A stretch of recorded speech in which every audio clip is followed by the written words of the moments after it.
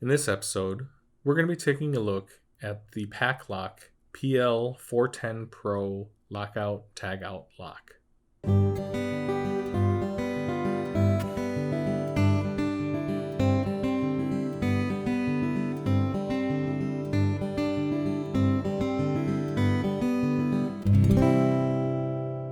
Hey folks, welcome to Pugs Picks Locks. If you're new here, feel free to click that subscribe button and ring the notification bell so you'll always be notified when I release new content like this. And if you like the video, go ahead and give it a thumbs up. Click that like button and then leave a question or a comment down below.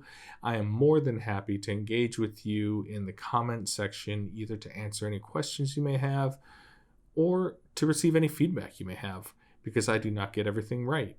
So if I got something wrong, or if there's something I could do differently or something I could do better, please let me know so that I can learn from all of you. Okay, let's jump into the video. And we are going to start with our shout out of the week. Our shout out of the week goes to Picksmith. You can find him on YouTube. His handle is at Picksmith122. And as of recording this video, he has 364 subscribers, and believe me, he deserves far more than that. Not only does he make great content, he has a multitude of picking videos and speed picking videos, which are of particular interest to me.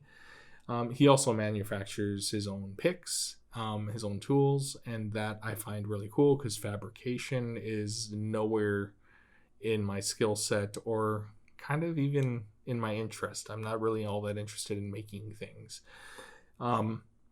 But not only is he giving back to the Locksport community through his channel in terms of the knowledge that he shares and disseminates, but he also is one of those incredibly generous souls. And what I mean by that is he has sent me this care package, and this is a heavy sucker. I don't know how many locks or whatever else he has packed into here. I have not opened this package yet. It's actually been sitting on my desk for, I'm embarrassed to say, a couple weeks. I've been dealing with some issues of arthritis in my hands, and I have not been able to do a lot of picking, so I actually haven't even opened this yet to tear into it and see what it has. So hopefully in the coming weeks, months, whatever, I'll be making videos with the locks that Picksmith has sent me. So thank you very much. I appreciate that generosity, and thank you for giving back to the Locksport community. Okay. So the lock that we have for you this week is the PacLock PL410-Pro Lockout Tagout Lock. It is similar to the Master Lock 410 Lotos that I've featured on this channel before, in that it has a cheap kind of plastic hull. The body of the lock is plastic, but inside is actually a very fine core. I believe that this is the same core. I'm like 99% sure it's the same core that you will find in the PacLock 90A Pro, which I've featured on this channel before, and I've actually gutted on this channel. I'm, like I said, 99% certain that the core, the guts, the innards of this lock are the same as the 90A Pro, right down to the dual ball bearing, locking mechanism, and everything else. If you want to take a look, this is the key, and here's the bitting. It's a 7-pin tumbler. It's a 7-pin lock, and you can see that it's not the most challenging bitting on the face of the earth. But then again, it's also not 100% perfectly straight, like straight across, easy pick type of situation. So yeah, let's have a crack at this. And so we're going to be using the bicycle spoke Z-wrench, which is my favorite tension tool, and I use it in, I don't know, a good 90% of the videos on this channel. And the Southord Pagoda hook, which I also use in like 90% of the videos on this channel. And I want to talk a little bit about our habits and the biases and the things that we fall into that can kind of hold us back sometimes. For instance, my bias is for bottom of the keyway tension, bottom of the keyway tension, and to start at the back of the lock and work my way from pin stack 7 to 1 and then back to 7 and go back and forth as many times as I need to figure out the locking to get it open. And before I go any further, I want to, do a second shout out. You're getting 2 shout outs in this video for Lady Locks. Lady Locks, and her information will be in the description. So will Picksmith's information be in the description along with all the tools that I'm using and information about the lock. But Lady Locks is one of my absolute favorite human beings in the Locksport community. And she sent me this lock after I'd torn through all of my Master Lock 410 Lotos, and I was probably whining about not having something fun to pick anymore because I'd picked them so many times they became comfort locks. And so she sent me this one. And so yeah, thank you very much, Lady Locks. You are an incredible asset to the Locksport community. Okay, so back to my biases. My implicit bias, and biases, can serve a purpose, but like so many other aspects of our lives, they can also hang us up and get us into trouble and prevent us from moving forward and all that kind of stuff. So my bias for bottom of the keyway tension and then starting at the back of the lock and working my way forward and going back and forth that way was getting me nowhere with this lock. So, for instance, I start with bottom of the keyway tension. I go back to pin 7, which is where I like to begin, and pin 7 is springy. Then I go to pin 6, and there's a little bit of a click, but it's springy also. And then pin 5 gives a little bit of click, and then that's springy. And pin 4, get no movement out of. And then pin 3 feels springy, and pin 2 and pin 1 get a click out of pin 1. Look at that. And then pin 2, nothing. 3, nothing. 4, nothing. 5 feels set.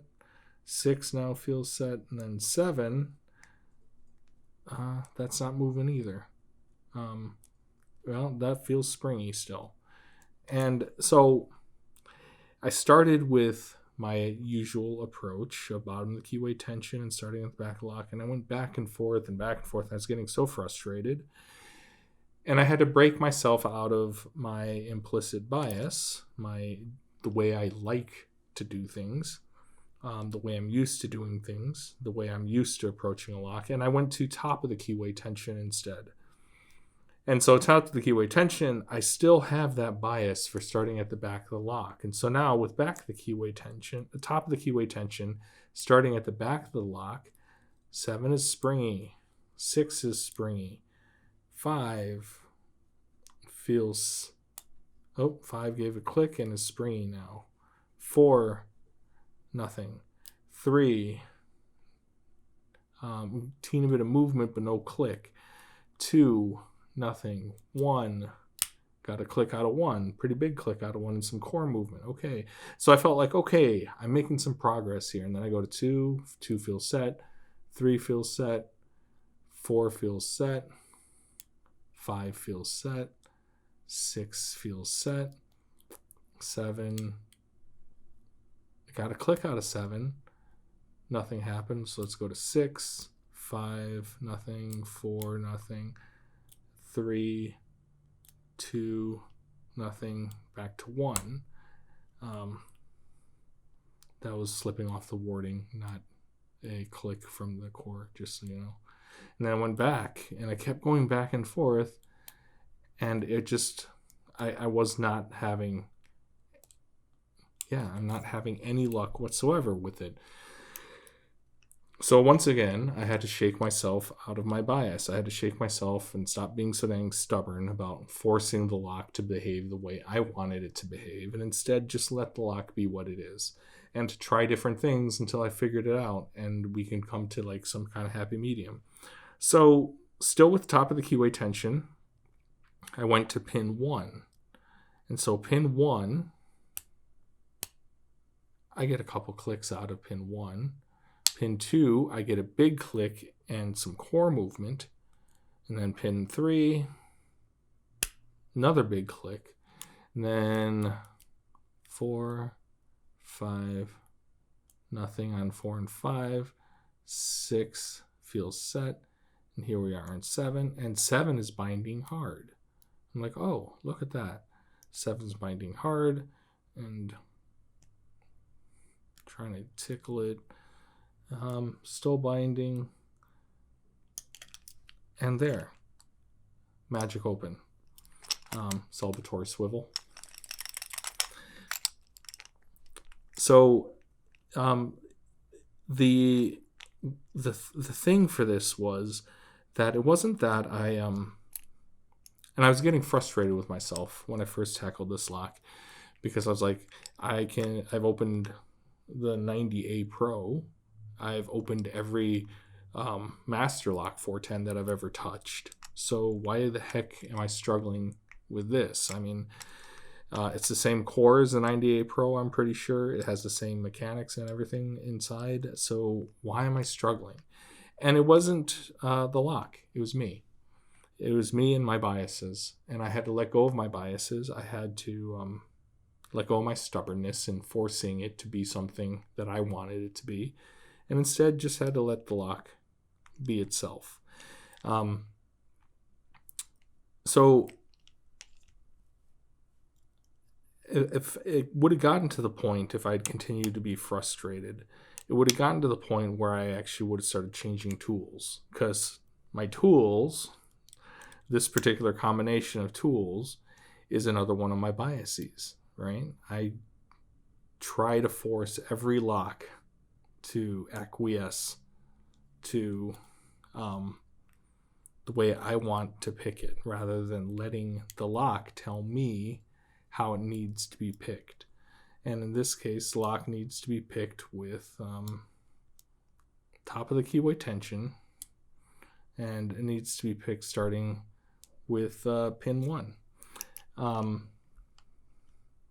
it wasn't until I let go, stopped being so dang stubborn about my approach, getting to the point where I'm about to reach for another tool, another set of tools, that I was able to actually get the open on this little sucker.